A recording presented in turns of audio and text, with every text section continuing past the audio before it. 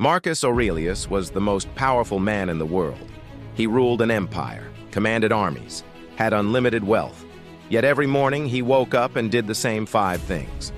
These weren't grand gestures. They were simple daily habits, and they made him peaceful, focused, unshakable. Today, I'm going to share those 5 habits with you. I'm a student of Stoic philosophy, and I've spent years studying how the ancient Stoics lived. What I've learned is this: the Stoics didn't just think differently, they lived differently. Marcus Aurelius, Epictetus, and Seneca all followed specific daily practices that gave them clarity in chaos, strength in adversity, and peace in a world that demanded everything from them. These 5 habits are simple. Anyone can do them, but if you practice them consistently, they will transform your life. Let's begin.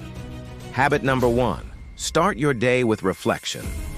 Every morning before the sun rose, Marcus Aurelius would sit in his chamber and write. Not letters to generals, not laws for the empire, but reflections for himself. He would prepare his mind for the day ahead. In meditations, he writes, "When you wake up in the morning, tell yourself, the people I deal with today will be meddling, ungrateful, arrogant, dishonest, jealous, and surly. They are like this because they cannot tell good from evil." This wasn't pessimism. It was preparation. He knew that if he didn't control his morning, the day would control him. This is like the CEO who plans their day before checking email, the athlete who visualizes before training, the parent who sets intentions before the chaos begins. They all understand. How you start your day determines how you live your day. Most people wake up and immediately react. Phone, email, notifications.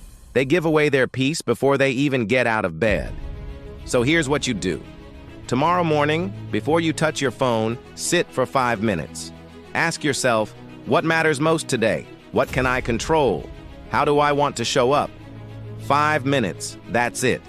That's habit number 1. Habit number 2, practice negative visualization. The Stoics had a strange practice. They would imagine losing everything. Seneca would imagine poverty. Marcus Aurelius would imagine his own death. Epictetus, who was once a slave, would imagine returning to chains. They called it premeditatio malorum, the premeditation of evils. Seneca writes, "Set aside a certain number of days during which you shall be content with the scantiest food and ask yourself, is this the condition I feared?" They didn't do this to be depressed. They did it to be grateful. When you imagine loss, you stop taking things for granted. This is like the entrepreneur who plans for failure, the doctor who considers the worst diagnosis, the soldier who trains for capture. They're not being negative. They're being prepared. And when things are good, they appreciate it deeply because they know it could all disappear tomorrow. So here's what you do. Once a week, imagine losing something you value, your health, your freedom, the people you love. Then live today like you almost lost it. Appreciate what you have while you have it. That's habit number 2. Habit number 3, review your day every night. Before Marcus Aurelius went to sleep, he would examine his entire day. What did I do well? Where did I fail? How can I improve tomorrow? Seneca did this too. He writes, "When the light has been removed and my wife has fallen silent, I examine my entire day and go back over what I've done and said, hiding nothing from myself, passing nothing by." He wasn't looking for perfection. He was looking for progress. Every night he would find one thing he did wrong. One moment he lost his temper. One time he spoke carelessly, and he would commit to doing better the next day. This is like the athlete who watches game footage, the CEO who reviews every decision, the teacher who reflects on every lesson. They're all doing the same thing, learning from experience. Most people never review their day. They just repeat the same mistakes over and over. The Stoics didn't do that. They improved daily. So here's what you do. Every night, before you sleep, ask 3 questions. What did I do well today? Where did I react poorly? How will I do better tomorrow? 5 minutes. Write it down if you can. That's habit number 3. Habit number 4. Embrace voluntary discomfort. The Stoics didn't just think about hardship, they practiced it. Seneca, one of the richest men in Rome, would sleep on a hard floor. He would wear rough clothes, eat plain food. Marcus Aurelius would take cold baths, fast for days, train in uncomfortable conditions. Why? To prepare for when comfort disappeared. He writes in Meditations, "It is in times of security that the spirit should be preparing itself for difficult times." The Stoics knew, if you only experience comfort, you become weak, fragile, dependent. So they chose discomfort while they still had a choice. This is like the soldier who trains in the rain, the entrepreneur who saves money during good years, the boxer who spars when exhausted. They're building resilience before they need it. Think about your life. When was the last time you chose discomfort?